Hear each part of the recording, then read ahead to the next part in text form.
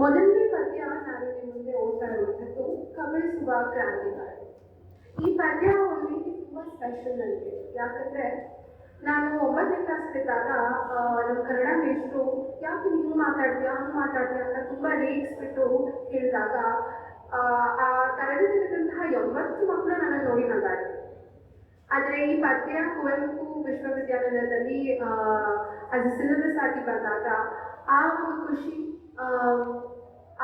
ಎಲ್ಲೋ ಒಂದು ಕಡೆ ನನ್ನ ಹಾಗೆ ಇರುವಂತಹ ಮಕ್ಕಳು ಇವತ್ತು ನನ್ನ ಪದ್ಯ ಓದಿದಾಗ ಅವರಿಗೆ ಎಲ್ಲೋ ಒಂದು ಕಡೆ ಒಂದು ಹೋಪ್ ಸಿಗ್ಬೋದು ಅನ್ನುವಂತಹ ಒಂದು ಆ ಒಂದು ಭಾವನೆ ನನ್ನಲ್ಲಿತ್ತು. And I think it was a right revenge as well.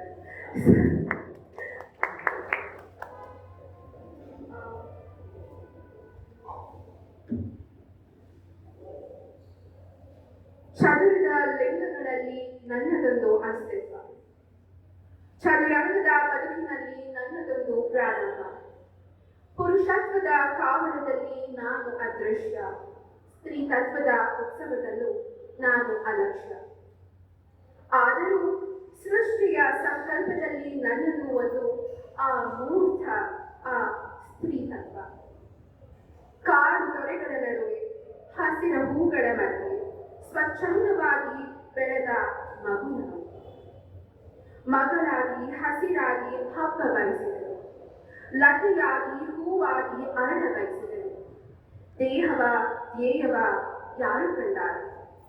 ಸಂತಾನದ ಉಳಿವಿಗೆ ಕಾಮ ಒಂದು ಹಾಸಿಗೆ, ಅನುರಾಗ ಪ್ರಣಯದ ದಾಸ್ಯ ಸಂಭೋಗ ನಶ್ವರದ ದೇಹದಾಚೆ ಪ್ರಾಣವು ಜೀವಿಸಿದೆ. ನನ್ನ ನಡುವೆ ಸುಳಿವ ಆತ್ಮಕ್ಕೆ ಲಿಂಗಗಳ ನೆಲೆಯಿಲ್ಲ, ಅಲ್ಲೇನಿದ್ದರೂ ಎರಡೇ ವಿಷಯಗಳ ರಿಂಗಣ, ನಲುಮೆಯ ರೆಕ್ಕೆಯನ್ನ ಬಡಿದು ಹಾರಾಡು,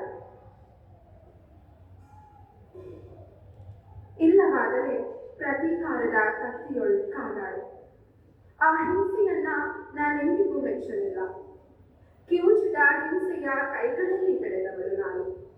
ಪ್ರೇಮಿಸುವುದನ್ನ ಪ್ರತಿ ಪಾವಟಿಗೆಯಲ್ಲಿ ಕಲಿತವಳು. ಅವಮಾನದ ಪ್ರತೀಕಾರವು ಪ್ರೇಮವಾಗಿ ಅರಳಿದೆ ನನ್ನಲ್ಲಿ. ಸೃಷ್ಟಿಯ ಮಗಳಲ್ಲವೇ ನಾನು. ಒತ್ತಿ ಒತ್ತಿ ಹಿಸುಕಿದ ಬೇಲಿಯೆಲ್ಲ ಅಬ್ಬರಿಸಿ ಪ್ರವಾಹಿಸಿದೆ ಬಚ್ಚಿಟ್ಟ ಕಣ್ಣೀರಿನಲ್ಲಿ.